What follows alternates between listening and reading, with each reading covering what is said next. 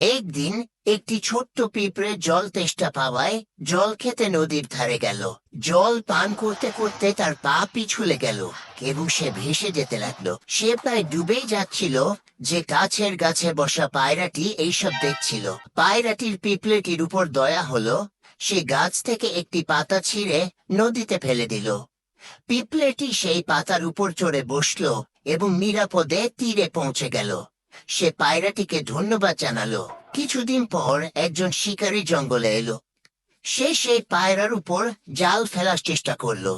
এটা দেখে পিঁপড়েটা বুঝতে পারলো যে তার বন্ধু বিপদে আছে। সে ছুটে গিয়ে শিকারীর পায়ে কামড়াতে লাগলো। যন্ত্রণায় শিকারী চিৎকার করে উঠল আর তার নিশানা ফসকে গেল। পায়রাটা উড়ে গেল আর বেঁচে গেল। নীতি শিক্ষা: ভালো কাজ কখনো বৃথা যায় না।